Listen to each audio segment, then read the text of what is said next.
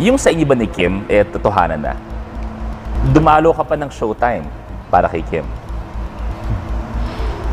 So, totoo na nag-workout kayo ni Kuya Kim at Yansa?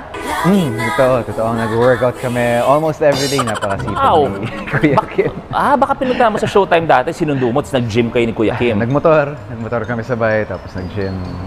Patuloy nga na kinakaliwan ngayon sa social media ng mga Kimpaw enthusiasts or supporters ang interviewing ito ni Luis Manzano kay Paolo Avellino. Sa unang bahagi ng video, dito ay nagkaroon nga sila ng game na tinawag ni Luis na shot or pass. Shot kapag aayaw sagutin ang katanungan at pass naman kung kinakailangang ipaliwanag ni Paolo ang kanyang kasagutan. Sa tanong na kung single umano itong si Paolo Avellino, hindi na nagdalawang isip pa bagkos kaagad na nga niyang ininom ang alak na inihanda ng team ni Luis. Samantala patuloy pa rin na kumakalat sa social media ang mga larawan ng Kimpaw na nagpapatunay na tila ba ay mayroon na ngang namumuong relasyon sa dalawa. Isa na riyan ang magkaroon ng birthday prod si Kim Chiu sa It's Showtime kung saan napanood nga lamang dito ang video greetings ni Paolo Avellino. Subalit napagtanto at nakita ng mga Kimpaw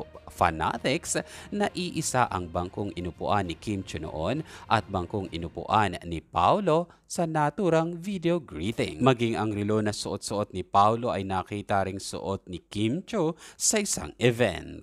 Narito ang ilan pang mga larawan na nagpapakita na di umano meron na ngang relasyon ang dalawa. Isa ka ba sa tagahanga ng Kimpaw? Kung yes po ang inyong kasagutan, i-comment lamang po sa ibaba. Gayon din po huwag kalimutang mag-subscribe para updated po kayo sa mga latest balita. Marami pong salamat!